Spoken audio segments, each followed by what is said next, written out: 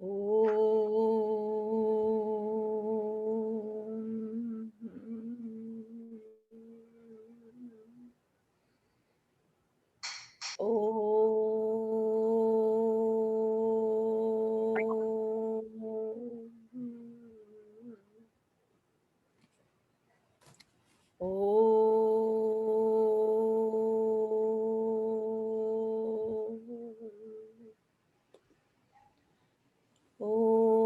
सहनाववतु सहनौ भुनक्तु सह वीर्यं करवावहै तेजस्विनावधीतमस्तु मा विद्विषावहै। ॐ शान्ति शान्ति शान्तिः। गुरुर्ब्रह्मा गुरुर्विष्णु गुरुर्देवो महेश्वरा गुरु साक्षात् परब्रह्म तस्मै श्री गुरवे नमः। अलंकापुरी पुण्यभूमि पवित्र तिथे नांदतो ज्ञानराजा सुपात्र तया आठवीता महापुण्यराशी नमस्कार माझा सद्गुरु ज्ञानेश्वरासी।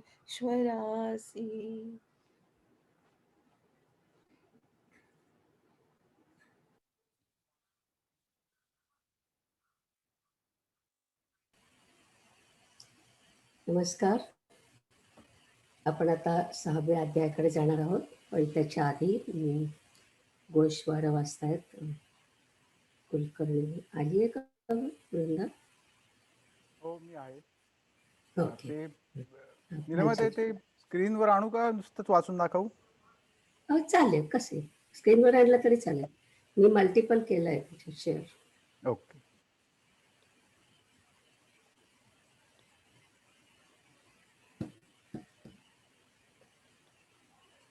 किंवा नुसतं वाचलं तरी चालेल. बरं, ठीक आहे, नुसतं वाचून.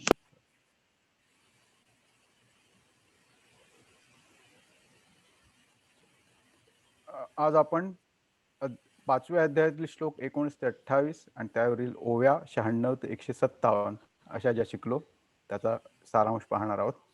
निर्मात्यांनी आपण आता 5व्या अध्यायाच्या शेवटाकडे येत आहोत आणि मुख्यत्वे करून 6व्या अध्यायाची तयारी सुरू करत आहोत असं सांगितलं. तर त्यानुसार या श्लोकांचा आणि ओव्यांचा संदर्भ आहे. 20व्या श्लोकात समदृष्टीमध्ये स्थिर झालेल्या व्यक्तीचं वर्णन केलं आहे. ज्यात सदा आणि सर्वत्र अद्वय ब्रह्म दिसते, तेच आपण आहोत असे जाणवते, तो समदृष्टीचे तत्व जाणतो असा याचा मूळ अर्थ. तो विषयांचा संबंधही सोडत नाही आणि इंद्रियांचं दमनही करत नाही, फक्त ते अलिप्तपणे भोगतो. त्यामध्ये वाहून जात नाही किंवा हेच अंतिम सुख असे मानत नाही. आपण जसे ज्ञानेश्वरीत सतत पाहत आलो तसंच या ओव्यांमध्येही माऊलींनी अतिशय सोप्या पण सुंदर भाषेत दिलेली रूपके आणि उदाहरणे पाहावयास मिळतात. माऊली म्हणतात, जसे वाऱ्याशी खेळताना पाण्याचा काही अंश एक वेगळा आकार धारण करतो आणि आपण तिला लाट म्हणून पाण्यापासून वेगळं मानतो, हे सामान्य माणसाच्या लगेच लक्षात येतं. नंतर माऊली म्हणतात की तसंच आपण ईश्वराने लीला म्हणून घेतलेल्या एका रूपाला म्हणजे स्वतःला ईश्वरापासून वेगळे समजू लागतो. सर्व उपनिषदांचे सार त्या 700 श्लोकांमध्ये भगवंतांनी सांगितले, पण माऊलींना कदाचित वाटलं असेल की एवढ्या संक्षिप्त रूपात सामान्य माणसाला ते कळणार नाही, म्हणून त्यांनी त्यावर 9000 ओव्या रचण्याचा प्रपंच केला आणि तोही अगदी सोप्या भाषेतला, सामान्य माणसाच्या रोजच्या जीवनातील अनुभवांची उदाहरणे घेऊन. आणि हे आपण नुसत्या याच ओव्यांमध्ये संपूर्ण ज्ञानेश्वरीतच वारंवार पाहत राहतो. पुढे आपण आत्मज्ञानी पुरुषाचे लक्षण पाहतो. त्याला आनंद जरूर होतो, पण तो हुरळून जात नाही. त्याला दुःखही होतं, पण ते निर्मात्यांच्या शब्दात तो उगाळत बसत नाही. जसे कोळसा उगाळावा तेवढा जास्तच काळा, तसे दुःख जेवढे उगाळावे तेवढे अधिक गडद होत जाते. इथे एक फार मोठे रूपक येते की सामान्य माणसाला सुख आणि दुःख हे मृगजळ आहे असे कळत नसते, आणि ते मृगजळच खरे वाटल्यामुळे तो त्या मायावी मृगजळाच्या लोंढ्याने त्याच्या मनरूपी पर्वत दोलायमान होत राहतो. पण आत्मज्ञानी माणसाला मात्र हे मृगजळ आहे कळत असल्यामुळे त्याचे तो अस्तित्व नाकारत नाही, पण त्याच्या प्रवाहात स्वतःला हरवूनही बसत नाही. 21वा श्लोक आपल्याला सांगतो की बाह्यांच्या किंवा बाह्य सुखांच्या ठिकाणी ज्याचे चित्त रममाण झाले नाही, तोच आत्मसुख किंवा ब्रह्मसुख अनुभवू शकतो. तो आत्मस्वरूप सोडून कधीही इंद्रियांच्या गावाला विश्रामासाठी येत नाही. आणि अगदी सहजपणे जे ते होते याचं कारण असं, की खूप उच्च दर्जाच्या सुखाची अनुभूती मिळत असताना तो कशासाठी बरं या निम्न स्तराच्या सुखामागे धावेल? त्या चकोराला कमलपत्रातील चांदण्याचे सेवन करण्याचे सुख ठाऊक आहे. तो वाळू का बरे चाटेल? आणि याचे कारणही कळणे सोपे आहे. या इंद्रिय सुखाला सुरुवात आहे आणि शेवटही. म्हणजे जे स्वतःच शाश्वत नाही, ते शाश्वत सुखाचे मूळ कसे होऊ शकेल? तसे दरिद्री माणूस कोंडा खाऊन पोट भरतो किंवा हरणं जशी मृगजळ पाहत पाहत कोरड्या माळरानावर येऊन पोचतात आणि जीवनदायी अशा खऱ्या पाण्यापासून अधिकच दूर पोचतात, तसेच हे काहीसे. तसे कितीही शक्तिमान असली तरी वीज कडाडली म्हणून उजाडत नाही, फक्त क्षणभर उजेड दिसतो. किंवा ढगांच्या सावलीत कायमची छाया मिळत असती तर 3 मजली घर बांधण्याचा खटाटोप कोणी केला असता? माऊली अजून म्हणतात की नागाच्या फण्याच्या सावलीत उंदीराला थंड वाटतं, म्हणून तो बसला तर काय होईल बरे? अशा विलक्षण सोप्या पण अर्थपूर्ण उदाहरणांमधून माऊली सामान्य माणसाला गुह्य अशा अध्यात्मशास्त्राची दारे उघडून देतात. आणि एक लक्षात ठेवण्यासारखी गोष्ट माऊली सांगतात, की या विषयरूपी चिखलात लोळत पडलेल्या हा चिखल आहे, हे घाण आहे, हे लक्षातच येत नाही. बेडकाला जसे चिखल हे नैसर्गिक वास्तव्याचे स्थान आहे, तो आपण चिखल सोडून कोरड्या स्वच्छ जमिनीवर राहू असा विचारही त्याच्या मनात येत नाही. किंबहुना कोरड्या जमिनीवर तो कदाचित जगूही शकणार नाही. तसेच या विषयरूपी चिखलात लोळणाऱ्या व्यक्तीचे होते. जर सर्वसामान्य माणसांनी ही विषयासक्ती सोडली तर मोठे मोठे दोष कोणाच्या आश्रयाने जगतील आणि दोषच संपले तर संसारच काय उरेल, असा एक खूप खोल प्रश्न माऊली आपल्यासमोर मांडतात आणि अर्थातच त्याचे उत्तरही देतात. या इहलोकी असतानाच जो काम आणि क्रोध यांचा वेग सहन करू शकतो, म्हणजेच त्यांच्या ओघात वाहून किंवा वाहून जात नाही, तोच खरा योगी. हा श्लोक त्रिपुटी या विशिष्ट संकल्पनेशी संबंध साधतो व तो सोपा करून माऊली सांगतात, की आपण पक्षी झाडावर बसून फळ खाताना पाहतो. त्यात पक्षी हा खाणारा, फळ हे खाद्य आणि खाण्याची क्रिया अशा 3 वेगळ्या गोष्टी आपल्याला स्पष्ट दिसतात. भोक्ता, भोग्य आणि भोग यांची ही त्रिपुटी. तसेच सुखाचे सेवन करण्याचे नाही. आपण आपले भोगतेपण विसरून जातो किंवा अहंकाराचा पडदा दूर सारतो आणि ते ब्रह्मसुख जीवाला गाढ आलिंगन देतं. सेवन करण्याची क्रिया वेगळी शिल्लकच राहत नाही. कोणाला मिठी मारली असे विचारले ते उत्तर देणंही शक्य होत नाही. म्हणूनच जणू स्वतःलाच मिठी मारली की काय असा भास होतो. दिलेमाता इथे आपल्याला कानडा व विठ्ठल या माऊलींच्याच सुरेखाभंगांची आठवण करून देतात. त्यात माऊली म्हणतात की पाया पडू गेले तर पाऊलच न दिसे. पाण्यात पाणी मिसळल्यावर हे पाणी कोणते आणि ते पाणी कोणते असे सांगता येईल का बरे? या ओव्यांमधूनच अद्वैताचे तत्वज्ञान जे भल्या भल्या पंडितांना पचत नाही, ते माऊली अगदी सोप्या शब्दात आपल्याला देऊन जातात. असा जो अंतसुखी ज्याला आत्मज्ञान प्राप्त झालं आहे, ज्याला अद्वैत समजलं आहे, त्याला इथेच जिवंत अवस्थेतच या इहलोकीच मुक्ती मिळते. त्यांचे दोष नष्ट पावले व ते सर्व चराचर सृष्टीच्या हिताचा विचार करतात, त्यांना मोक्ष प्राप्तीचा लाभ होतो. पुढे एक मोठा हृद्य प्रसंग येतो. ज्ञानेश्वर माऊली हे सगळे आपल्याला सांगता सांगता तल्लीन होऊन जातात आणि त्यांना त्यांचे गुरु निवृत्तीनाथ प्रेमाने ताडतात. म्हणतात, तू जेव्हा संतांच्या स्तुतीत रममाण होतोस तेव्हा तुला विषयाचे भान राहत नाही. खूप छान बोलतोयस, पण हा रसाविष्कार आता आवरता घे आणि या ग्रंथाचा अर्थरूपी दिवा आता प्रज्वलित कर. सज्जनांच्या अंतःकरणरूपी मंदिरात मंगल दिनाचा प्रातःकाल सुरू होऊ दे. अर्थातच हा माऊलीं स्वतःलाच थोडा अंकुश लावला असाच त्याचा अर्थ. खरेच ते विषय विसरतील आणि गुरूंना त्यांना सांगायची पाळी येईल हे असंभव. मग माऊली सारांश रूपाने सांगतात की कामक्रोध विरहित मनाला ताब्यात ठेवणारे व आत्मतत्व जाणणारे यती या देहातच ब्रह्माचे स्वरूप बनतात आणि मुक्त होतात. एकदा का अशा व्यक्तीने आपले चित्त विषयवृत्तींपासून हिरावून घेऊन ब्रह्मस्वरूपी अर्पण केले की ते मुक्त होतात, परत विषयाच्या मार्गावर येत नाहीत. असे म्हणताना भगवंतांना स्वतःच लक्षात येते की आता अर्जुनाला प्रश्न पडेल की अशा तऱ्हेने ब्रह्मस्थितीला हे पुरुष कशामुळे पोहोचतात. तर भगवंत स्वतःच त्याचा मार्गही सांगतात. तो असा की बाहेरून स्पर्श करणारे म्हणजे इंद्रिय व मनाच्या ताब्यातील गोष्टी अनुभव किंवा संवेदना बहिष्कृत करून, दोन भुवयांच्या मध्ये दृष्टी स्थिर करून, म्हणजे इडा पिंगला सुषुम्ना जिथे एकत्र येतात त्या स्थानावर लक्ष केंद्रित करून, नासिकेतील प्राण आणि अपान यांना सम करून, म्हणजे इंद्रियातील शरीरातील प्राण व वायूंचा समतोल साधून स्वतःला देह आणि चित्तात व्योमगामी अर्थात आकाशगामी करतात व इंद्रिय बुद्धी आणि मन यांचे नियमन करून काम भय क्रोध याचा नाश करून मोक्ष या एकमेव ध्येयाशी रत होतो. तो या अवस्थेला जाऊन पोचतो. जसे रस्त्यावरले सांडपाणी ही गंगेला जाऊन मिळाले की त्यातली घाण पाणी वेगळे अस्तित्व ठेवत नाही, तसेच ब्रह्मरूपाला विलीन झालेल्या पुरुषाला स्वतःचे दोष किंवा विकार शिल्लक राहत नाही.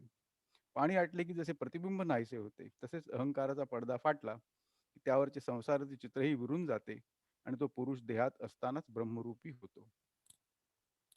बस झालं निलेमाते. खूप छान. खूपच छान सांगितलं तुम्ही.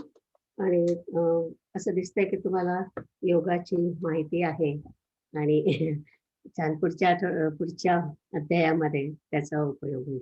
छान सांगितलं. थँक्यू. तर आता आपण 6व्या अध्यायाकडे वळू. अम, त्या अध्यायाचा मी सारांश सांगते. या अध्यायामध्ये खूप शिकण्यासारखं आहे आणि जे अष्टांग योगाचे डिटेल्स आहेत ते ज्ञानेश्वर महाराजांनी सांगितले आहेत. पण त्याशिवाय सुद्धा त्याच्या अनुषंगाने इतर खूप गोष्टी आहेत. ज्ञानेश्वर माऊलींचा हा आवडता विषय असल्यामुळे त्यांची प्रतिभा आणि त्यांच्या योगाचं ज्ञान आणि गीतेचा संदर्भ सगळंच वाचनीय झाला इथे. तर पहिल्या 38व्या ज्ञानेश्वर महाराजांच्या प्रतिभेचा विलास आहे. गीतेचा हा भाग नाहीये, पण फार सुंदर काव्य आहे, तेव्हा आपण त्याचा आस्वाद घेऊया. माझा मराठाची बोल कौतुके, परी अमृतातेही पैजा जिंके, असं सांगत हा अध्याय रसपूर्ण आहे आणि यात शांत रस आहे असं माऊली सांगतात. पहिल्या भागामध्ये निष्काम कर्मयोगी हा संन्यासी कसा असतो ते सांगितलं आहे. या अध्यायातला मुख्य विषय आत्मसंयम आहे आणि म्हणूनच त्या अध्यायाचं नाव आहे आत्मसंयम योग. मी आता असं म्हणजे मागच्या वेळी आपण डिस्कस केलं होतं की नाव कुठलं घ्यायचं अध्यायाचं. तर माझ्याकडे हे गीता प्रेसचं गोरखपूरचं जे छोटंसं पुस्तक आहे, मला वाटतं ते आपण ऑथेंटिक धरावं आणि त्याच्यात जी काही नावं आहेत अध्यायाची, 3 अध्यायांची नावं आपण धरूया. कारण दांडेकरांनी कुठे कुठे नावं बदलली आहेत अध्यायांची. पण आपण गीता प्रेसची जी आहेत ती आपण ऑथेंटिक धरून त्याच्याप्रमाणे जाऊया. तर आत्मसंयम असा नाव दिलंय. आणि हा आत्मसंयम कसा साधायचा तर ते ध्यान म्हणजे मेडिटेशन आणि अष्टांग योग या मार्गाने साधायचा आहे. हा योगमार्ग म्हणजे नाथपंथाचं रहस्य आहे असं ज्ञानेश्वर महाराज म्हणतात. म्हणून त्यांनी अनेक भाग याच्यामध्ये घातले आहेत. ते त्यांच्या स्वानुभवातून इथे आले. ज्ञानेश्वरांनी योग हाही कर्मनिष्ठेचा भाग आहे असं सांगितलंय आणि म्हणून या अध्यायावरती पण त्यांनी खूप भर दिलेला आहे. या हे वाचताना असं वाटतं की ज्ञानेश्वर महाराज सर्वज्ञानी होते. नाथपंथामुळे कुंडलिनी योगाची त्यांना माहिती झाली होती, पण त्याचा त्यांनी अनुभव पण घेतला होता. आणि हे इथलं वर्णन वाचताना आपल्याला पटतं. पिंडाने पिंडाचा ग्रास घ्यायचा हे नाथपंथाचं रहस्य असं म्हणतात. आणि संस्कृत ग्रंथात कुंडलिनी जागृत करणे या योगाला महायोग म्हणतात. तर त्याच्याशिवाय मंत्रयोग, हठयोग, लययोग आणि राजयोग अशा 4ही मार्गाने कुंडलिनी जागृत करता येते. पण ते सर्व मार्ग सारख्याच योग्यतेचे आहे असं आपल्याला ज्ञानेश्वर महाराजांनी 18व्या अध्यायात सांगितलंय. तर याच्यामध्ये अष्टांग योग जो सांगितलाय त्याच्यामध्ये आपल्याला डिटेल्समध्ये सांगणारच आहे. पण अष्टांग म्हणजे 8 भाग त्याचे. तर ते म्हणजे यम, नियम, आसन, प्राणायाम, प्रत्याहार म्हणजे इंद्रियांचं नियमन, धारणा, ध्यान आणि समाधी. तर यम, नियम, आसन आणि प्राणायाम इथपर्यंत बहिरंग योग समजला जातो आणि प्रत्याहार, धारणा, ध्यान आणि समाधी याला अंतरंग योग म्हणतात. तर हठयोगाच्या मार्गासाठी इंद्रिय निग्रह लागतो आणि त्याच्यावरती आधी लक्ष केंद्रित करायचं. नंतर ध्यानामुळे मन ताब्यात येतं आणि म्हणून ध्यानावस्थेबद्दल बरंच सांगितलंय. नंतर ध्यानावस्थेत मनाचं मन पण नाहीसं होतं. उन्मनी अवस्था त्याचं वर्णन या अध्यायात आहे. ध्यान आणि निधिध्यास यातला फरक त्यांनी सांगितलाय की ध्यान म्हणजे सगुण ब्रह्मावर करतो ते ध्यान आणि निर्गुण ब्रह्मावर करतो ते निधिध्यासन. तर ध्यानाचं स्वरूप, त्याच्यामध्ये येणारे अर्थ आहे आणि ध्यानापासून काय फायदे होतात हे या अध्यायात सांगितलंय. दुसरा इथे मुख्य मुद्दा म्हणजे योगाचा.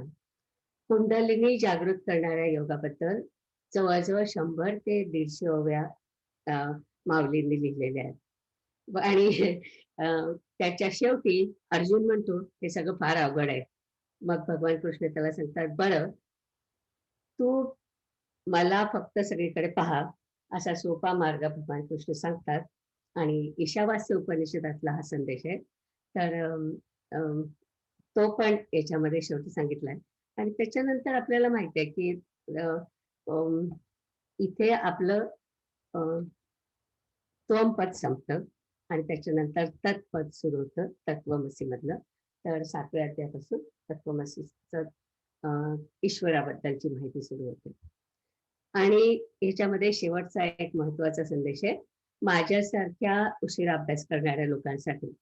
समजा साधकाच्या अंगी पूर्ण योग्यता आली नाही आणि या जन्मात आपला अभ्यास होण्यापूर्वी आयुष्य संपलं तर काय होईल. तर भगवंतांनी मला आवडलेलं आशावादी उत्तर दिलंय की तो योगी म्हणजे योगभ्रष्ट म्हणजे ज्याचं पूर्ण झालेलं नाही तो पुढच्या जन्मी शुद्धाचरणी आणि योग साधनेला अनुरूप अशा कुळामध्ये जन्म घेतो. शुचिनाम श्रीमतागे हे योग भ्रष्ट विचारते. आणि तिथे हा अध्याय संपतो. तर हा झाला अध्यायाचा सारांश. आज मी एक थोडस वेगळा प्रयत्न करणार आहे. मी म्हटलं तसा या ज्या पहिल्या 38 ओव्या आहेत ना या फारच सुंदर आहेत. आणि मला असं वाटतं की त्याचा शब्दशः अर्थ वाचण्यापेक्षा म्हणजे या शब्दाचा हा अर्थ या शब्दाचा हा अर्थ असं वाचण्यापेक्षा एक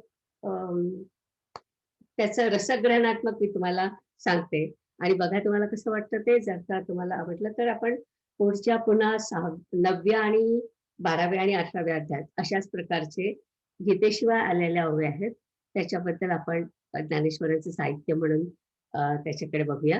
तर हे एक आपण आज करून बघूया. जर का तुम्हाला आवडलं तर पुन्हा करू नका अध्याय, नाहीतर मग नॉर्मल आपण नेहमी वाचतो तसं वाचू. तर या अध्यायातल्या पहिल्या 38 ओव्या आहेत त्या साहित्याचं लेणे लिहिलेले आहेत. माऊली सुरुवातच इतकी छान करतात की संजयला खूप आनंद होतोय. तो म्हणतो की नुसतं पाणी प्यायला मिळेल म्हणून जावं आणि अमृत मिळावं तसं आपल्याला ब्रह्मरसाचं म्हणजे नारायणाने ब्रह्मरसाचं पारणं केलं. इतका ब्रह्मरस आपल्याला मिळाला. तर त्याच्यावर धृतराष्ट्र म्हणतो तुला ते विचारलं का, तुला जे सांगितलं तेवढं कर. तर त्याच्यामध्ये मग संजय मनाशीच म्हणतो म्हातारा मोहे नाशिला. म्हणजे हा म्हातारा पुत्र प्रेमाने अगदी कामातून गेलाय. आपण संजय मात्र मनात आनंदी झालाय आणि तो विचार करतोय की अष्टांग योग म्हणजे तर योगशास्त्राचं खुलं भांडार आहे. म्हणजे हा एक प्रकारचा जास्तीचा बोनस आपल्याला मिळणार आहे. अशा अर्थाने तो आणखीनच आनंदित होतो. आणि हे सगळं नाटक माऊलींनी आपल्या ओव्यांमध्ये घातलेलं आहे. तर आपण प्रत्येक अध्यायाच्या शेवटी म्हणतो भगवद्गीतासु उपनिषत्सु ब्रह्मविद्यायाम योगशास्त्रे. म्हणजे उपनिषदातलं ब्रह्मविद्या आणि योगशास्त्र त्याचं हे सार आहे असं आपलं प्रत्येक अध्यायाच्या शेवटी आपण म्हणतो. तर त्याच्यातलं ब्रह्मविद्या म्हणजे आत्मा आणि अनात्मा याचं ज्ञान ते आत्तापर्यंत झालं. आणि आता या अध्यायामध्ये योगशास्त्राचा जो भाग आहे अष्टांग योगाचा तो आलेला आहे. तर याच्यामध्ये आणखीन एक माऊलीने शब्द वापरलाय मूळ माया. तर ब्रह्म आणि माया यातली जी माया म्हणजे आपण शिकलो होतो ना की ब्रह्म मग माया मग पंचमहाभूत आणि नंतर आपण निर्माण झालो सगळे. तर ती जी माया आहे मूळ माया तर त्याच्याबद्दल रामदास स्वामींनी म्हटलंय की माया योगी यांची माऊली जेथील तेथे नेऊन घाली कृपाळूपणे आठेली आपण होऊया. तर योगी यांची माऊली म्हणजे इतकं महत्व त्यांनी मूळ मायेला दिलं आहे आणि अष्टांग योगामध्ये त्याचंच खूप महत्व आहे. तर तिच्या साह्यानेच योगी आत्मज्ञान प्राप्त करतात म्हणून ज्ञानेश्वर माऊलींनी मूळ मायेला इथे मायेचं विश्रांती स्थान असं म्हटलेलं आहे. ब्रह्म आणि माया याचा संयोग होतो म्हणून ज्ञानेश्वरांना हा अध्याय महत्वाचा वाटतो. शिवाय तो साहित्याच्या अलंकाराने नटवला आहे त्याकडे लक्ष द्या असं ते म्हणतात. माझा मराठाची बोल कौतुके परी अमृतातेही पैसा जिंके ऐसी अक्षरे रसिके मिळविना. अशी घोषणा माऊलींनी याच अध्यायात केली आहे. माझी अक्षरच इतकी रसभरीत आहेत की सुस्वरांचे सगळे राग त्याच्या पुढे कमी वाटतील, कमी रसांचे वाटतील. त्याचं आकर्षक रूप सुवासापेक्षाही सुगंधित असेल आणि मग इंद्रियांमध्ये भांडण लागेल. कसं भांडण लागेल? तर जीभ म्हणेल एवढा हा रस आणि मी रस नाही म्हणजे मला मिळायला पाहिजे. नाक म्हणेल अरे याला तर परतत्वाचा सुगंध आहे. कानांना जिभा निर्माण होतील. डोळे म्हणतील या अक्षरांच्या रेखीवतेने माझ्या मनाची तृप्ती व्हायला हवी. असं एकेका अक्षराचं एकेका शब्दाचं सौंदर्य असेल. पण जेव्हा संपूर्ण ओळी तुमच्या पुढे येईल, बाहेर येईल, तेव्हा ते सौंदर्य अनुभवण्यासाठी तुमचं मनच अंतःकरणाच्या बाहेर डोकावून बघेल आणि शब्दांना आलिंगन द्यायला त्याचे बाहू पुढे सरसावतील. आपल्या साहित्य कृतीबद्दल ज्ञानेश्वरांना इतका विश्वास आहे आणि याचं कारण ते सांगतात की या मागची शक्ती म्हणजे माझे गुरु आहेत. गुरु कृपेने मला हे सगळं शक्य झालं आहे. आणि हा त्यांचा नम्र भाव पाहिला की तो पण आपल्याला खूप भावतो. ज्याप्रमाणे सूर्य सर्वांना सारखा आनंद देतो तसं हे साहित्य सर्वांचे समाधान करेल असं ते म्हणतात. आणि आतापर्यंत म्हणत होते ऐसी अक्षरे रसिके मिळावी ना, आता ते अक्षरावरून शब्दांकडे येतात आणि ते म्हणतात ही शब्दरूप ताटे आहेत आणि त्यात मोक्षरूप पक्वाने निष्काम पुरुषांसाठी वाढलेली आहेत. ही मेजवानी कशी आहे? तर ती अंतर्मुख होऊन भोगायची आहे. शब्दांची वालीत म्हणजे शब्दांचं टर्फल काढून त्याचा आस्वाद घ्या. त्यात ब्रह्मरस भरलेला आहे, त्याच्याशी एकरूप व्हा. आणि मग सांगतात सुखाने सुखातले सुख घेण्यात रंगून जा. सुखानेच सुखातले सुख घेण्यात रंगून जा. मूकपणे शब्दातल्या ब्रह्मरूपी अर्थाचा हळुवारपणे आस्वाद घ्या. ऐसे हळुवारपणे येईल तरीच हे उपयोगा जाईल. नातळी आगामी गोटी होईल मुक्या बहिऱ्याची. तुमच्यामध्ये एवढा हळुवारपणा नसेल तर मुक्या बहिऱ्यांचा संवाद असतो तसं आपलं होईल. मी एवढं सांगतोय आणि तुमच्याला त्याच्यातलं काहीच करणार नाही. म्हणून ते आधीच सांगतात की ऐसे हळुवारपणा येईल. आणि ज्यांची तयारी आहे, जे या मार्गावरच आहेत त्यांनाच हे उमगेल. पण जे विषयातच गुंतले आहे त्यांना हे कळणार नाही. माऊली म्हणतात की चंद्रकिरणातल्या सौंदर्याचा आनंद कावळा घेऊ शकत नाही, तसं ते जे विषयात रंगलेले आहेत त्यांचं होईल. आता जे बुद्धीला आकलन करण्यास कठीण शब्दांनी क्वचित सांगता येईल ते गुरुच्या कृपेने मी तुम्हाला सांगेन. निवृत्ती कृपा दीपाच्या उजेडाने. जसं परिसाने लोखंडाचं सोनं होतं तसं गुरुकृपेने हे मला शक्य होईल. बघा आपली विद्वत्ता, आपलं ज्ञान हे सगळं नम्रपणे गुरुच्या पावली ठेवून हे वाग्यज्ञाचं कर्तृत्व माऊली स्वतःला चिपटू देत नाही. आणि हे उदाहरणाने शिकण्यासारखं आहे राईट की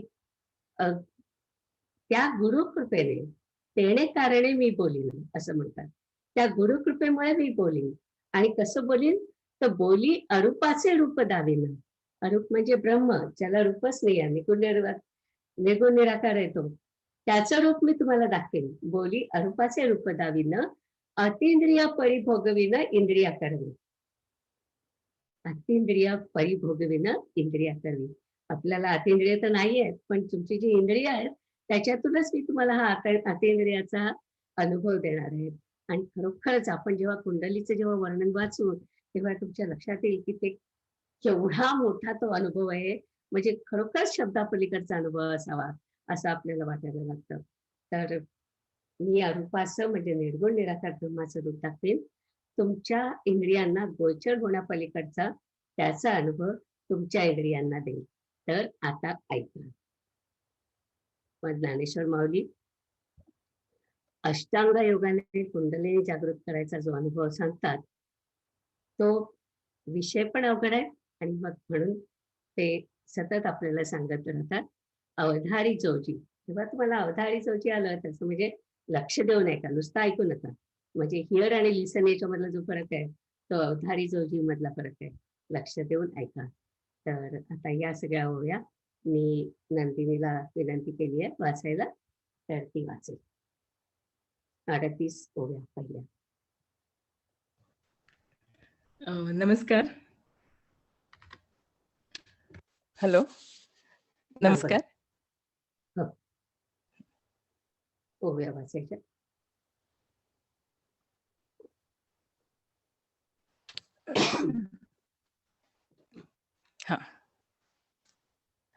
मगराया ते म्हणे संजयो, तोची अभिप्रावो अवधारी जो, कृष्ण सांगती जो योग रूप.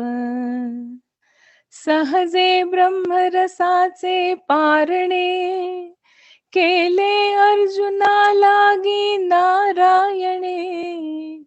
गीतेची अवसरी पाहुणे, पातलो आम्ही.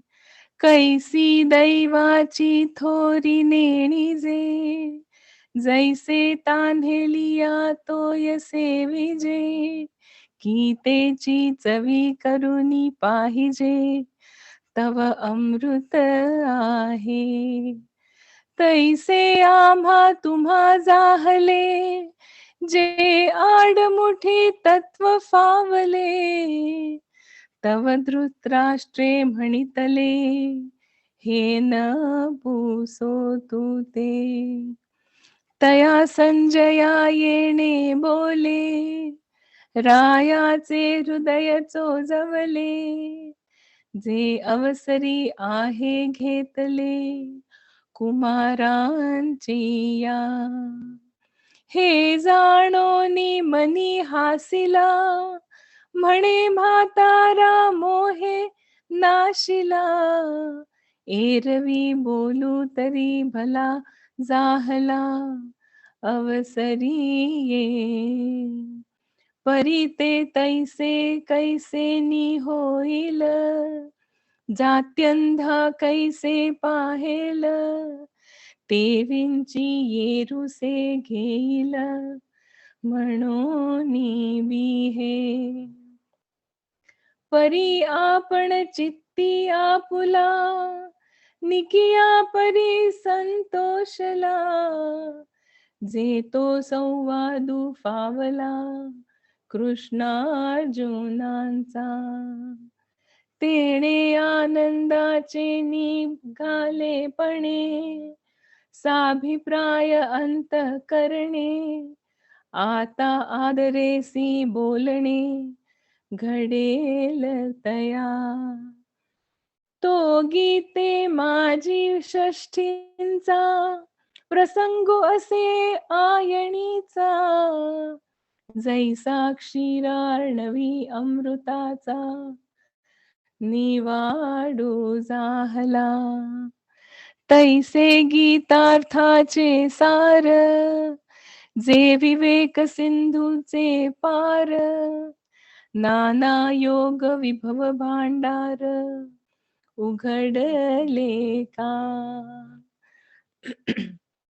जे आदि प्रकृते विसवणे, जे शब्द ब्रह्मासी न बोलणे. जेथुनी गीतावल्लीचे ठाणे, प्ररोहो पावे. तो अध्याय हा 6वा, वरी साहित्याची या बरवा. सांगिजेल म्हणून परिसावा, चित्त देऊनी. माझा मराठीचा बोलू कौतुके, परी अमृता तेही पैजासी जिंके. ऐसी अक्षरे रसिके, मेळवीन. जिये कोवळीकेचे निपाडे, दिसती नादींचे रंग थोडे. वेधे परिमळाचे बीक मोडे, जयाचेनी. ऐकार साळपणाची या लोभा, की श्रवणींची होती जिभा. बोले इंद्रिया लागे कळंभा, एकमेका. सहजे शब्दू तरी विशो श्रवणाचा, परी रसना म्हणे हा रसू आमुचा.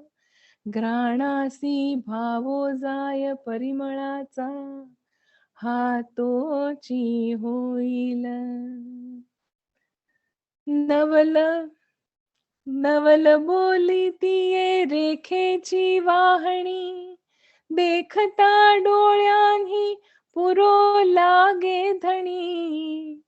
ते म्हणती उघडली खाणी रूपाची हे, जेथ संपूर्ण पद उभारे, तेथ मनची धावे बाहिरे. बोलू भुजाही आविष्करे, आलिंगावया. ऐशी इंद्रिये आपुलालिया भावी, झोंबती परी तो सरिसेपणेची बुझावी. जैसा एकला जगचे ववी, सहस्त्र करू. तैसे शब्दांचे व्यापकपण, देखिजे असाधारण. पाहतया भावज्ञा पावती गुण चिंतामणीचे. हे असो तू या बोलाची ताटे भली, वरी कैवल्यरत वोगरली. ही प्रतिपत्ती मिया केली निष्कामासी. आता आत्मप्रभानीच नवी, तेची करुणी ठाण दिवी. जो इंद्रिया ते चोरुनी जेवी, तयासेची फावे. येथ श्रवणाचे निपांगे, वीण श्रोतया व्हावे लागे. हे मनाचे निजांगे, भोगी जेगा. आहाच बोलाजी वालिफ फेडीजे, आणि ब्रह्माची याची अंगा घडीजे. मग सुखेसी सुरवाडीजे, सुखाची माझी. ऐसे हळूवारपणा जरी येईल, तरीच हे उपेगा जाईल. एरवी आगवी गोठी होईल, मुकवा बहिरयाची. परी ते असो आता आघवे, न लगे श्रोतया ते कडसावे. जे इथ अधिकारिये, स्वभावे निष्काम काम. जी ही आत्मबोधाची आवडी, केली स्वर्ग संसाराची कुरुंडी. ते वाचुनी पुढे सरका दिनकर. थँक्यू. ते वाचुनी येथींची गोडी, नेणती आणिक. जैसा वायसी चंद्र ओळखीजे, तैसा ग्रंथु हा प्राकृती नेणीजे. आणि तोही मानशूची जेवी खाजे, चकोराचे. तैसा सज्ञानासी तरी हा ठावो, आणि अज्ञानासी आन गावो. म्हणो बोलाववा विषय पहाहो, विशेषे नाही. परी अनुवादला मी प्रसंगे, ते सज्जनी उपसाहावे लागे. आता सांगेन काय श्रीरंगे, निरोपिले जे. ते बुद्धी ही आकळीता साकडे, म्हणूनी बोली विपाये सापडे. परी निवृत्ती कृपादीप उजियेडे, देखेन मी. जे दिठी न पविजे, ते दिठी वीण देखीजे. जरी अंतेंद्रिय लाहीजे, ज्ञान बळ. ना तरी धातू वादाही न जोडे, ते लोहींची पंधरे सापडे. जरी दैव योगे चढे, परिसुहाता तैसी सद्गुरु कृपा होये तरी करिता काय आपुनो हे म्हणूनी ते अपार माते हे ज्ञान देवो म्हणी तेने कारणे मी बोलेन बोली अरूपाचे रूप दावीन अतींद्रिय परिभोगवीन इंद्रियान करवी आयिका यश श्री औदार्य ज्ञान वैराग्य ऐश्वर्य हे साही गुणवर्य वसती जेथ म्हणून तो भगवंतू जो निसंगाची सांगा तो म्हणे प्रार्था दत्त चित्तू होई आता. नमस्ते.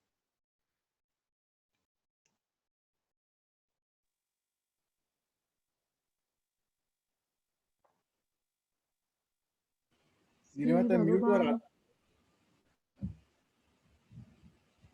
निलिमाताई म्यूटवर आहात. मला खोकला येत होता म्हणून म्यूट केले. छान वाचलं, थँक्यू. आता पहिला श्लोक अश्विनी वाचते ना. श्री भगवानुवाच अनाश्रितः कर्मफलं कार्यं कर्म करोति यः स संन्यासी च योगी च न निरग्निर्न चक्रियः. भगवान श्रीकृष्ण म्हणाले, कर्मफलाचा आश्रय न करता जो कर्तव्य असे कर्म करतो तोच खरा संन्यासी व तोच योगी होय. केवळ अग्निहोत्राचा त्याग करणारा अथवा निष्क्रिय मनुष्य संन्यासी किंवा योगी नव्हे. अर्जुना ऐक, या जगात निष्काम कर्मयोगी आणि संन्यासी हे दोन्ही एकच आहेत. त्यांना कदाचित तू वेगळे मानशील, पण तसे मानू नकोस, कारण विचार करून पाहिले तर हे दोन्ही एकच आहेत. नावांच्या वेगळेपणामुळे भासणारा दुजेपणा टाकून दिला तर योग तोच संन्यास होय. तत्वतः पाहिले तर ब्रह्मस्वरूपाच्या ठिकाणी ह्या दोहोत अंतर राहत नाही. ज्याप्रमाणे वेगवेगळ्या नावांनी एकाच मनुष्याला हाक मारतात किंवा दोन रस्त्यांनी एकच मुक्काम गाठतात, किंवा स्वभावतः पाणी तितके एकच परंतु ते वेगवेगळ्या घागरीतून भरले म्हणजे जसे ते वेगवेगळे दिसते, त्याप्रमाणे योग व संन्यास ह्याचा वेगवेगळेपणा फक्त दिसण्यापुरता आहे. अर्जुना ऐक, जो कर्माचे आचरण करून त्याच्या फलाविषयी आसक्त होत नाही तोच या जगामध्ये सर्वांना मान्य असलेला योगी होय. ज्याप्रमाणे पृथ्वी ही अहंकारा वाचून सहजच वृक्षादिकांना जन्म देते व त्यांना येणाऱ्या फुलाची अपेक्षा करीत नाही, तसे कुलक्रमातील वहिवाटीप्रमाणे वर्णाश्रम धर्मातील आचारांना अनुसरून जे कर्म ज्या वेळेला करणे प्राप्त आहे ते त्याप्रमाणेच व्यवस्थित करतो, परंतु त्यासंबंधी आपल्या ठिकाणी कर्तृत्व बुद्धी घेत नाही आणि बुद्धीनेही फलापर्यंत जात नाही, म्हणजे फलाची इच्छा करीत नाही, असा जो असेल तोच संन्यासी होय. अर्जुना ऐक, तोच खात्रीने योगीराज आहे असे समज. उलट जो नित्य नैमित्तिक कर्म करणे प्राप्त झाले तर त्या कर्माला हे कर्मबंधन करणारे आहे हे मी टाकीन असे म्हणतो, पण हे कर्म टाकले की लागलीच तो एखादे दुसरे कर्म करण्याचे आरंभितोच. जसा एक लेप धुवून टाकून लागलीच दुसरा लावावा, त्याप्रमाणे केवळ आग्रहाचा दास झालेला तो व्यर्थच कष्टात पडतो. डोक्यावर अगोदरच स्वभावतः गृहस्थाश्रमाचे ओझे आहेच, ते टाकण्याकरिता संन्यास घेतला तर त्याबरोबरच पुन्हा संन्यासाश्रमातील कर्मांचे ओझे तो डोक्यावर घेतो. म्हणून अग्निसेवा न टाकता व कर्माचरणाची मर्यादा उल्लंघन न करता योगाचे सुख आपल्या ठिकाणी सहजच मिळणारे आहे. ऐके योगी आणि संन्यासी जनी हे एकची सिनाने झणी मानी, एरवी विचारी जती जव दोन्ही तव एकची ते. सांडीजे दुजया नामाचा आभासू तरी योगी तोची संन्यासू, पाहता ब्रह्मी नाही अवकाशू दोही माझी.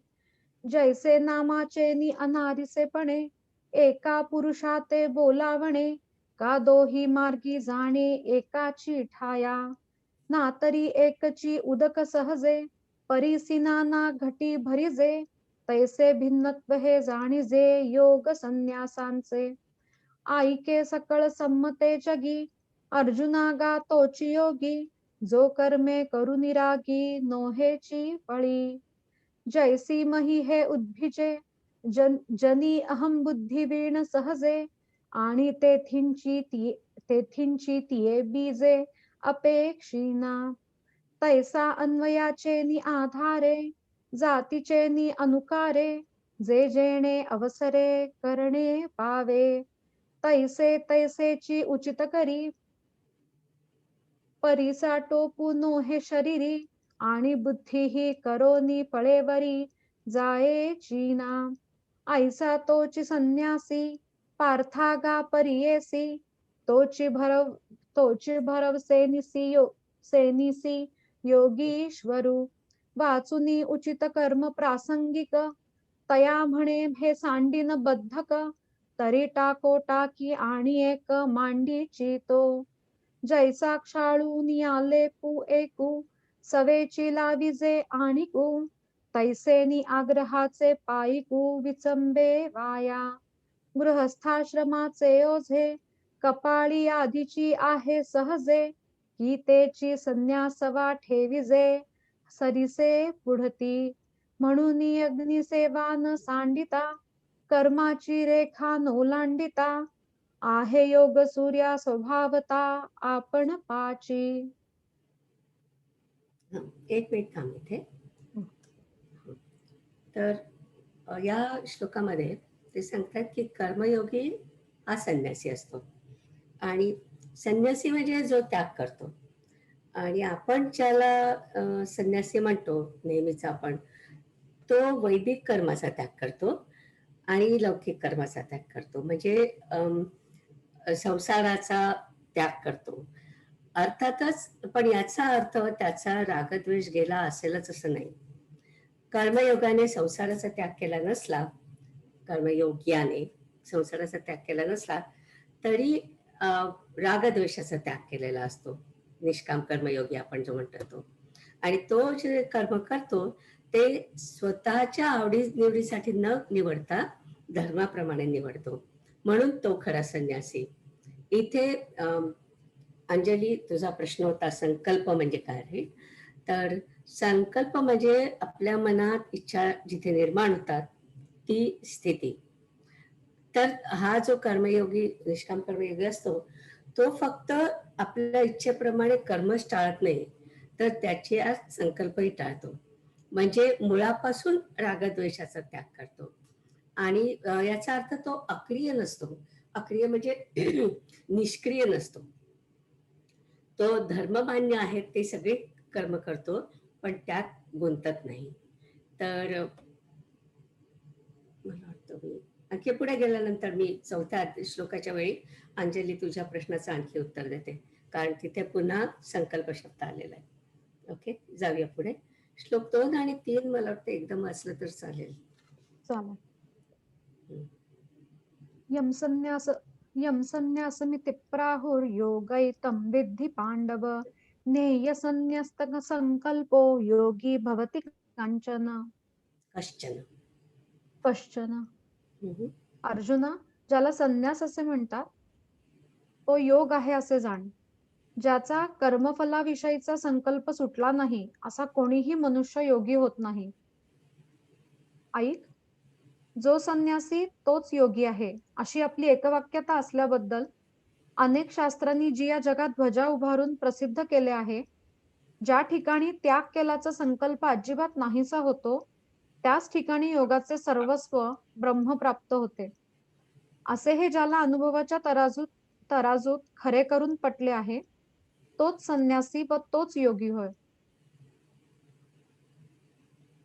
ऐके संन्यासी तोची योगी, ऐसी एक वाक्यतेची जे जगी, गुढी उभी अनेगी शास्त्रांतरी, जेथ संन्यासीला संकल्पू तुटे, तेथेची सार भेटे, ऐसे हे अनुभवाचे निधटे साचे जया.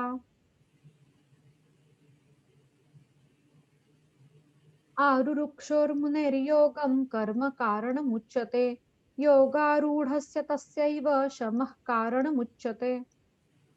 योग प्राप्त व्हावा अशी इच्छा करणाऱ्या मुनीला कर्म हे साधन आहे असे सांगितले आहे. योगप्राप्ती झाल्यानंतर त्यालाच शम हे साधन आहे असे सांगितले आहे. अर्जुना, आता योगरूपी पर्वताच्या शिखरावर ज्या कोणास जाऊन पोहोचावयाचे असेल त्याने या कर्ममार्गरूपी पायऱ्यास चुकू नये. तो या यमनियम रूपी पायथ्यापासून निघून आसनाच्या पायवाटेने प्राणायामाच्या कड्याने योगरूपी डोंगराच्या मध्यभागावर येतो. नंतर प्रत्याहार रूपी तुटलेला कडा लागतो. त्या निसरड्या कड्यावर बुद्धीचेही पाय ठरत नाही. त्या प्रसंगात हठयोग्यांना शेवटी आपल्या प्रतिज्ञा सोडून द्याव्या लागतात. तरी अभ्यासाच्या बळाने चढण्यास आधार नसणाऱ्या प्रत्याहार रूपी कड्यावर वैराग्य रूपी नखी घोरपडीसारखी हळूहळू चिकटेल आणि याप्रमाणे चढावयास आश्रय मिळेल. याप्रमाणे प्राण व अपान या वायूंच्या वाहनावरून येऊन धारणेच्या प्रशस्त रस्त्याने ध्यानरूपी शिखर मागे टाकेपर्यंत तो चालतो. मग त्या धारणा मार्गाची चाल पुरी होऊन अमुक एक गोष्ट करावयाची आहे अशा विषयांची इच्छा बंद पडून ज्या अवस्थेमध्ये ब्रह्मैक्य झाल्यामुळे साध्य व साधन यातील भेद नाहीसा होतो, ज्या ठिकाणी पुढील प्रवृत्ती बंद पडून मागील कशाचेही स्मरण होत नाही, अशा या ऐक्याच्या भूमिकेवर समाधी राहते. या उपायांनी जो योगनिष्णात अखंड परिपूर्ण झाला त्याची चिन्हे तुला निवड करून सांगतो, ऐक. आता योगा चळाचा निमथा जरी ठाकावा आथी पार्था तरी सोपा या कर्मपथा चुका झणी येणे यम नियमाचे नितळवटे रिगे आसनाची ये पाऊल वाटे येई प्राणायामाचे नि आडकंठे वैरो तागा मग प्रत्याहाराचा आधाडा जो बुद्धीची आहे पाया निसरडा जेथ हटिये सांडिता होडा कडे लग तरी अभ्यासाचे निपळ बळे प्रत्याहारी निराळे नखी लागेल ढाळे ढाळे वैराग्याची ऐसा पवनाचे निपाठारे येता धारणेचे निपैसारे क्रमी ध्यानाचे चवरे सांडे तव मग तया मार्गाची धाव पुरेल प्रवृत्तीची हाव जेथ साध्य साधना खेव समरसे होय जेथ पुढील पैस पारुखे मागील स्मरावे ते ठाके ऐसिये सरीसिये भूमिके समाधी राहे येणे उपाये योगारूढू जो निरवधी जाहला प्रौढू तयाची या चिन्हांचा निवाडू सांगेन ऐके. छान वाचलंस, खूप छान वाचलंस. तर आता या 2 श्लोकांमध्ये ते म्हणतात आहे की कर्मयोग हे ध्यानयोगाचं आणि ज्ञानयोगाचं दोन्हीचं प्रेरिक्विजिट आहे.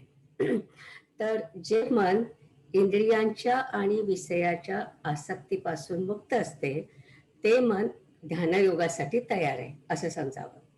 कर्मयोग ही बहिरंग साधना आणि ध्यानयोग ही अंतरंग साधना आणि शम म्हणजे वासना रहित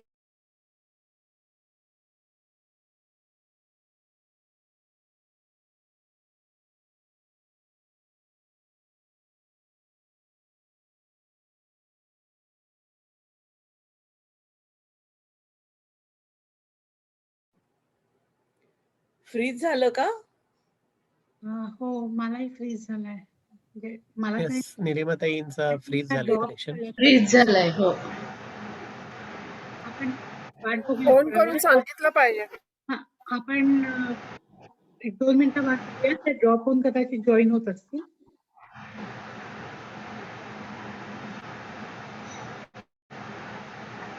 she will log in again, I guess. Yeah. Recording मी चालू ठेवते त्यामुळे हा कसला आवाज आहे? बॅकग्राऊंड साऊंड काय झालं ग?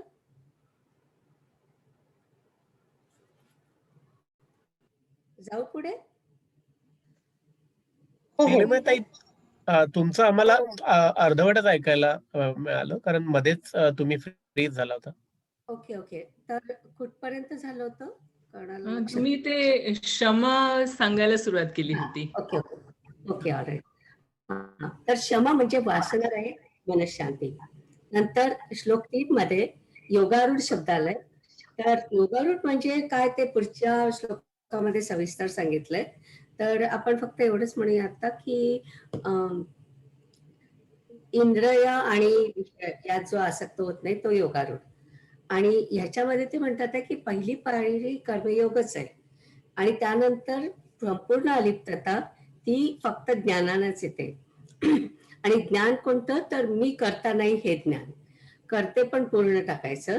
आणि याच्यानंतर ज्ञानेश्वर माऊली अष्टांग योगाच्या पायऱ्या सांगतायत. तर पहिली पायरी म्हणजे यम. यम म्हणजे स्वतःवर ताबा. तर अहिंसा, सत्य, अस्तेय, ब्रह्मचर्य आणि अपरिग्रह म्हणजे कशाचा संग्रह करायचा नाही, हे यम मध्ये येतं. नंतरची पायरी आहे नियम. त्याचं मी व्हॉट्सअपवर टाकलेलं आहे. तर नियम म्हणजे त्याच्यामध्ये शुचिर्भूतता, शौच, संतोष, तापस, स्वाध्याय आणि ईश्वर ध्यान हे नियम मध्ये येतं.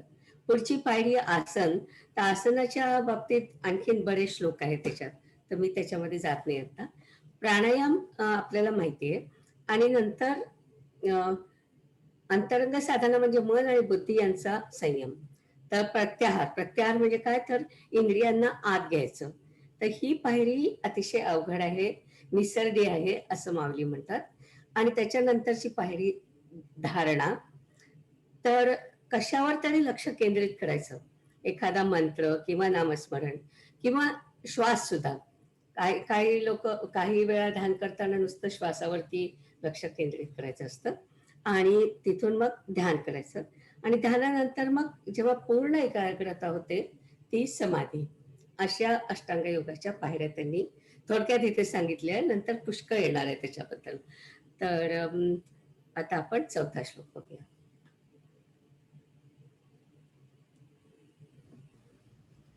यदा हिनेन्द्रियार्थेषु न कर्म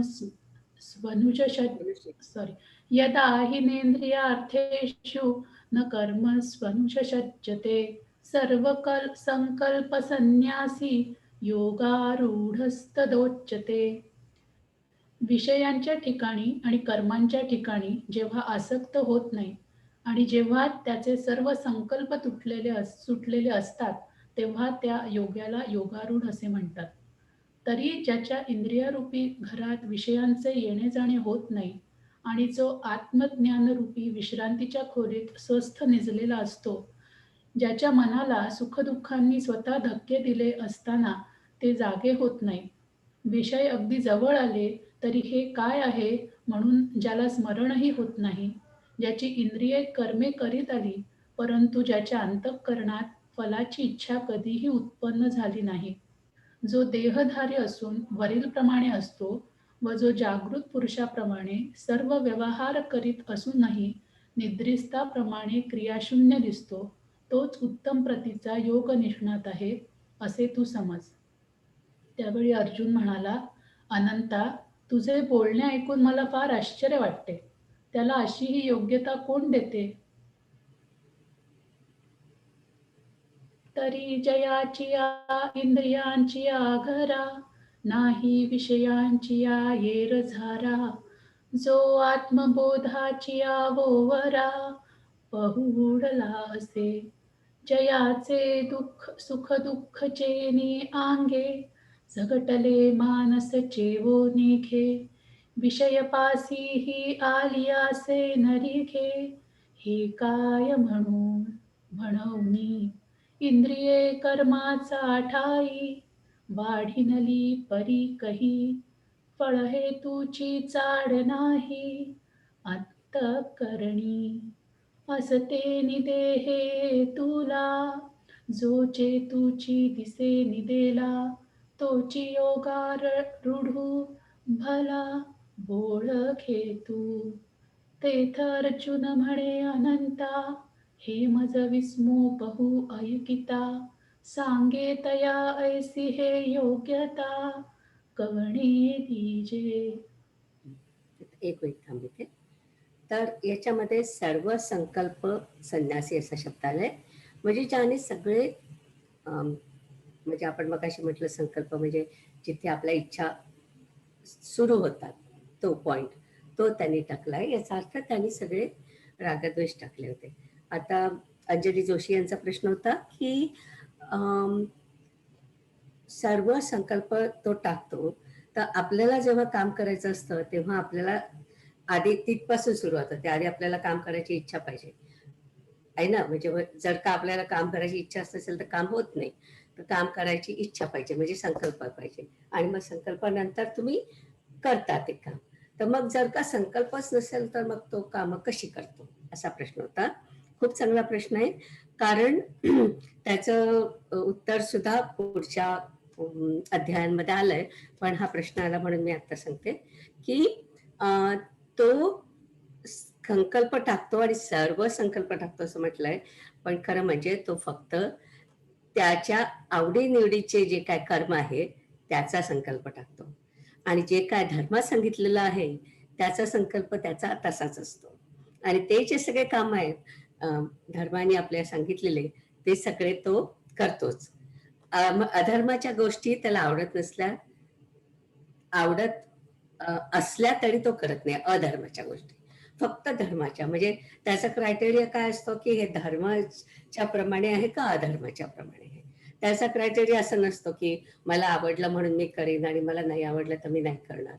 तर हा जो वेगळा अप्रोच आहे त्याच्याबद्दल त्यांनी म्हटलंय, म्हणून त्याला सर्व संकल्प संन्यासी म्हटलं आहे. आणि आपल्या दृष्टीने सुद्धा हा श्लोक खूप महत्वाचा आहे, कारण की भगवान इथे गृहस्थ संन्यासाबद्दल बोलतायत. कर्तृत्व बुद्धी टाकायचा प्रयत्न करायचा आणि विषयाच्या ठिकाणी आसक्त व्हायचं नाही. तर माझे स्वामीजी आहेत दयानंद सरस्वती, त्यांना एकाने क्लासमध्ये एक प्रश्न विचारला होता की स्वामीजी असं कसं शक्य आहे, मी जर का संसारात राहणार असेल तर सगळ्या आवडीनिवडी टाकून जगण्यात काय अर्थ आहे. आणि मग त्यावेळेस स्वामीजींनी सांगितलं की इथे आवडीनिवडी टाकायच्या असं म्हटलेलं नाही आहे, आसक्ती टाकायची असं म्हटलेलं आहे. तर विषय म्हणजे विषयाची आसक्ती आपण किंवा विषयाची आवड असं जे म्हणतो, त्या विषयाच्या व्याख्येबद्दल जो कोणी प्रश्न विचारत होता त्याच्या मनात गैरसमज आहे असं त्यांनी सांगितलं. विषय म्हणजे इंद्रियांना आवडणाऱ्या गोष्टी. दुसऱ्या अध्यायातच तर इंद्रियांनाच त्यांनी विषय म्हटलंय, पण वाईट गोष्ट असली तरी त्याच्या आहारी जाणं हे आपल्याला आहारी जाणं वाईट आहे हे आपल्याला माहिती आहे. पण जे आपल्याला आवडतं त्याचा व्यासंग आणि आवड एका बाजूला आणि आसक्ती ही दुसऱ्या बाजूला, आणि त्यातला फरक लक्षात घ्यायला पाहिजे. विषयाची आवड टाकायला सांगितलं नाहीये, आसक्ती टाकायला सांगितली आहे. आपल्याला काही आवडलं आणि त्यापासून आपल्या मनाला आनंद झाला तर त्याच्यात वावगं काही नाही असं स्वामीजींचं म्हणणं असायचं. आणि त्यांना स्वतःला गाण्याची खूप आवड होती. ते स्वतः भजनं लिहायचे, त्याला रागदारीमध्ये चाली लावायचे आणि स्वतः गायचे. आणि त्यांची भजनं पुढे दाक्षिणात्य एक प्रसिद्ध गायिका आहे अनुराधा श्रीराम, हिनी गायलेली आहेत. तर ती पण अशी क्लासिकल बेसची आहे. तर आता या श्लोकामध्ये तुम्ही संस्कृत वाचत असाल तर अनुषज्यते हा जो शब्द आलाय, अनुषज्यते म्हणजे आसक्ती. तर आसक्ती नको असं तिथे सांगितलेलं आहे. आवडत्या गोष्टींनी आनंद होणं वाईट नाही, पण जे काय आपल्याला आवडतं ते आपल्याला मिळालं नाही म्हणून त्याचं दुःख करणं किंवा आपण मागच्या वेळी म्हटलं तसं शोक करणं हे विषयाच्या आहारी जाणं आहे. म्हणजे आय वॉन्ट इट राईट नाव असं जे काय असतं ते चुकीचं आहे असं त्यांना सांगायचंय. एक मला म्हणजे मी काय पुजलेली असं वगैरे काय मी म्हणत नाहीये आणि बरंच दूर जायचंय, पण अध्यात्म आपण जेव्हा शिकतो ना तेव्हा आपल्यामध्ये आपोआप काही काही बदल होतात. आणि त्याच्यातला बदल कसा होतो याचं एक छोटंसं उदाहरण म्हणून मी हे सांगते आहे की मला फुलांचा अतिशय वेड आहे. आणि 2003 साली आमच्या घरी आम्ही 300 ट्युलिप्स लावले होते, आणि ते ट्युलिप्स पाहिले की मी अगदी अक्षरशः वेडी व्हायची. आणि अगदी मला ते आपलं स्वतःचं कर्तृत्वच वाटायचं की वा वा माझ्या घरी 300 ट्युलिप्स आले आहेत. आणि मग दुसऱ्या वर्षी आम्ही ती फुलं येण्याची वाट पाहत बसलो आणि एकही फुलं नाही.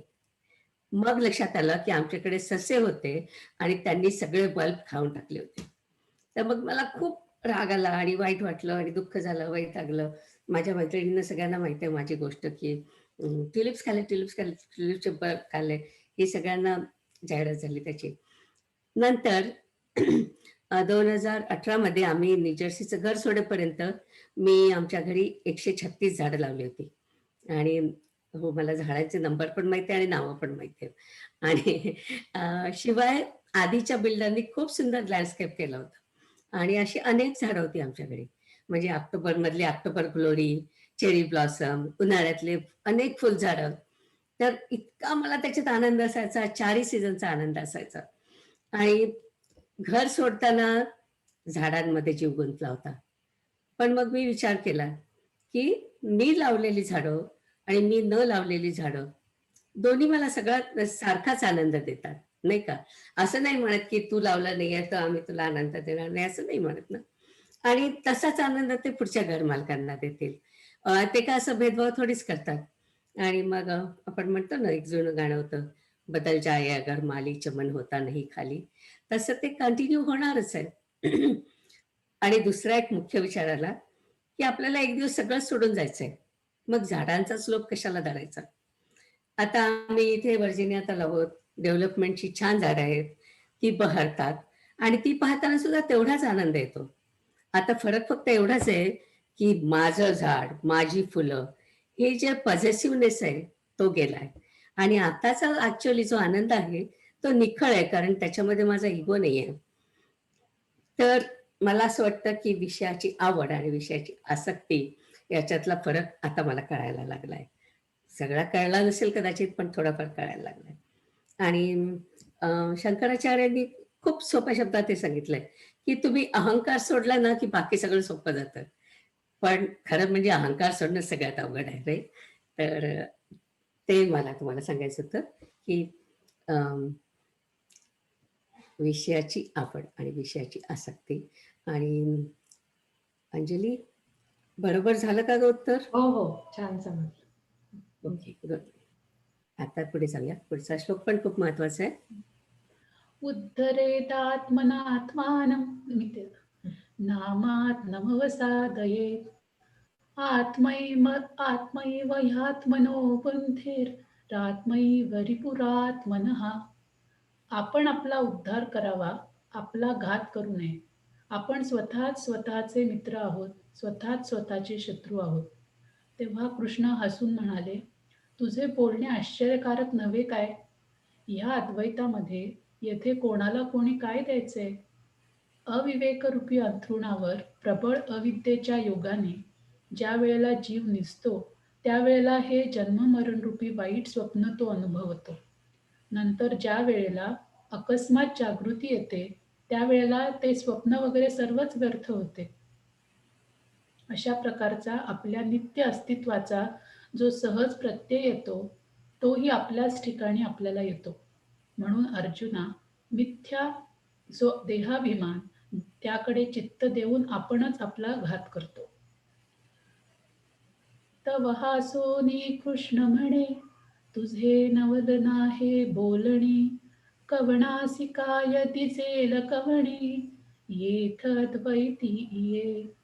पैव्या मोहाची आसे जे, बळीया अविद्या निद्रित होईजे, ते वेळी दुःस्वप्न हा भोगीजे, जन्म मृत्यूचा पाठी अवसातये चेवो, तैते अवघेची होय वावो, ऐसा उपजे नित्य सद्भावो, तोही आपणाची पाची.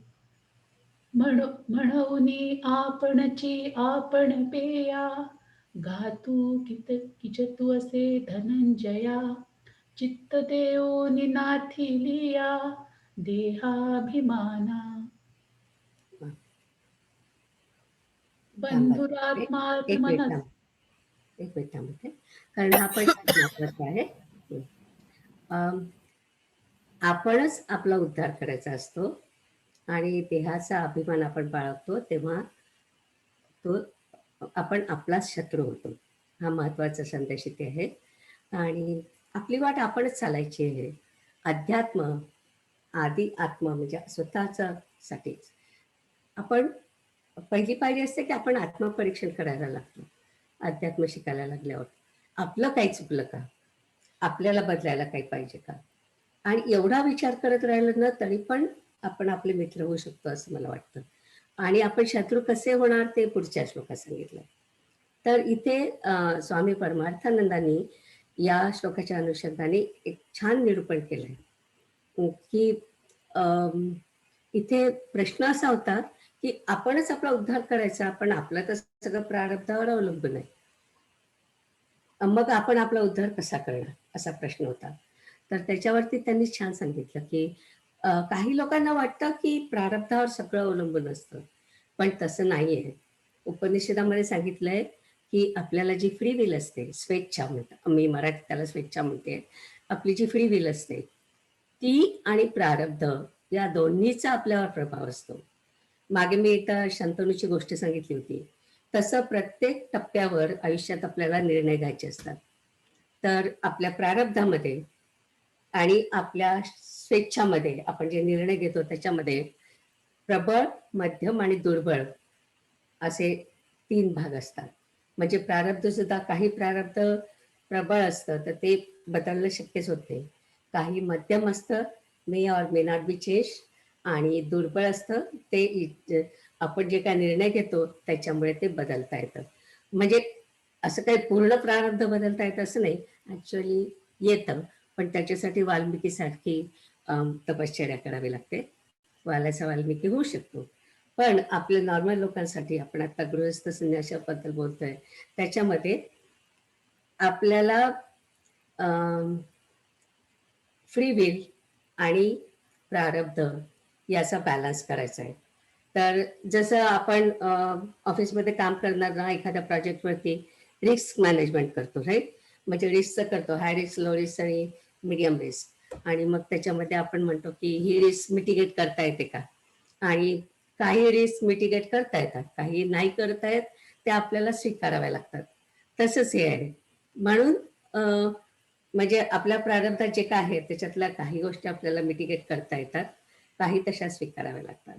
म्हणून भगवान म्हणतात की उद्धरेत आत्मना आत्मानम, आत्मनेच आत्माचा उद्धार करायचा.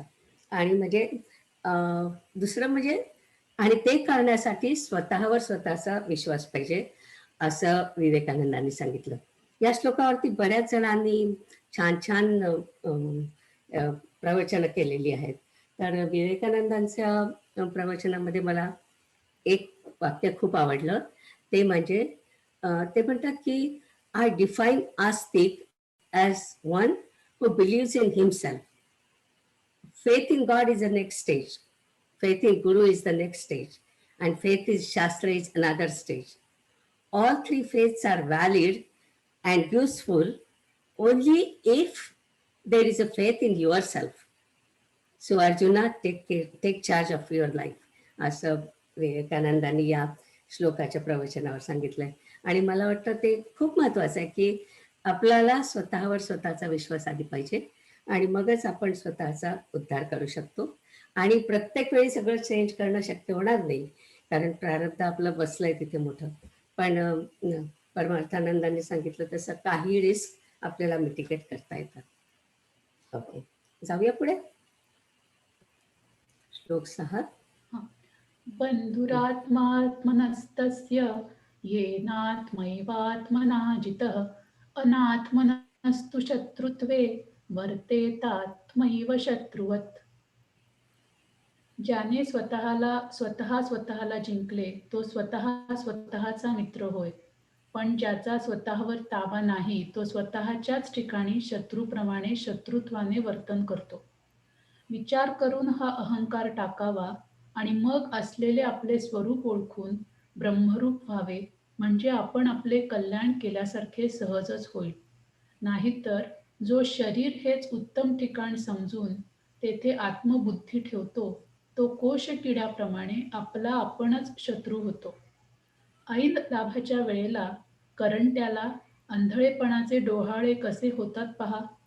तो आपले असलेले डोळे आपणच झाकून घेतो किंवा कोणी एक मनुष्य वेड लागल्यामुळे पूर्वीचा जो मी तो मी आता नाही, मी चोरला गेलो आहे असे म्हणतो आणि आपल्या मनात असा नसताच आग्रह घेऊन बसतो. एरवी हल्ली तो जो आहे तो पूर्वीचाच आहे, पण काय करावे? त्याच्या बुद्धी त्याच्या बुद्धीला असे तसे वाटत नाही. पहा, स्वप्नातील तलवारीच्या वाराने कोणी खरोखर मरतो का? पोपटाला धरण्याकरता बांधलेल्या नळीवर पोपट बसल्यामुळे जेव्हा पोपटाच्या वजनाने ती नळी उलट बाजूला फिरते, तेव्हा त्याने वास्तविक तेथून उडून जावे. परंतु ही नळी सोडली तर आपण पडू आणि मरू या त्याच्या मनातील शंकेचं समाधान होत नाही. मग तो व्यर्थच मान इकडे तिकडे करतो व संकोचलेल्या छातीने नळीला आवळीत ती नळी चवड्यात धरून ठेवतो. मग तो मनात म्हणतो की मी खरोखर बांधला गेलोय. अशा या कल्पनेच्या खोड्यात सापडतो आणि मग मोकळा असलेला आपल्या पायांचा चवडा अधिकच गुंतवतो. त्याप्रमाणे विनाकारण अडकलेल्या त्या पोपटाला दुसऱ्याने कोणी बांधलंय का? अशा स्थितीत त्याला ओढून अर्धात तोडून जरी नेला तरी तो काही केल्या ती नळी सोडत नाही. म्हणून ज्याने आपला संकल्प देहाभिमान वाढवला आहे तो आपला आपणच शत्रू होय. श्रीकृष्ण म्हणतात, दुसरा जो खोट्याचा मिथ्या देहाचा अभिमान घेत नाही तो आत्मज्ञानी म्हणावा. हा विचारुनी अहंकारू सांडीजे, मग असतीच वस्तू होईजे. तरी आपली स्वस्ती सहजे आपण केली. एरवी कोश कीटकाचिया चिया परी, तो आपण पया आपण वैरी. जो आत्मबुद्धी शरीरी चारू स्थळी. कैसे प्राप्तीची ये वेळे, निदैवा आंधळेपणाचे डोहळे. किम असते आपुले डोळे, आपण झाकी. का कवण ऐकू भ्रमलेपणे, मी तो नव्हे गा चोरलो म्हणे. ऐसा नाथिला छंदू अंतःकरणे, घेऊन ठाके. एरवी होयते तोची आहे, परी काय कीचे बुद्धी तैशी नोहे. देखा स्वप्नीचे निघाये, की मरे साचे. जैसी ते शुकाचे नि आंग भारे. नळिका भोविन्नली एरी मोहरे. तरी तेने उडावे परी न पुरे, मन शंका. वायांची मान पिळी, अटुवे हिये आवळी. टिटांतू नळी धरुनी ठाके. म्हणे बांधला मी पुडा, ऐसिया भावनेचिया पडे खोडा. की मोकळ्या पायांचा चवडा, गोवी अधिके. ऐसा काजे विण आतुडला, तो सांग पाकाय आणिके बांधला. मग नो संटी जरी नेला, तोरुनी अर्धा. म्हणूनी आपण पया आपणे चिरिपू. जैसे वाढविला हा संकल्पू, येर स्वयंबुद्धी म्हणे बापू. जो नाथिले नेघे. गुड. आपण इथे थांबूया आज. छान वाचला, सगळ्यांनी खूप छान वाचलं आणि या श्लोकाबद्दल आपण पुन्हा पुढच्या वेळी बोलूया. आता सायदान म्हणू आणि थांबूया इथे.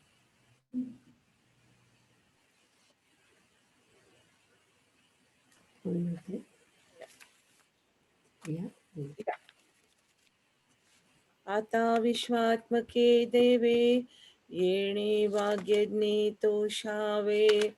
तोषो निमज द्यावे, पसाय दान हे.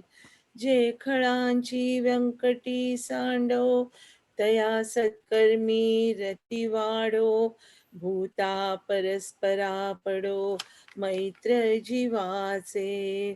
दुरितांचे तिमिर जाओ, विश्वस्वधर्म सूर्ये पाहो. जो जेवांशील तो तेला हो प्राणी जात. वर्षत सकळ मंगळी ईश्वर निष्ठांची मांदियाळी. अनवरत भूमंडळी भेट तू भूता.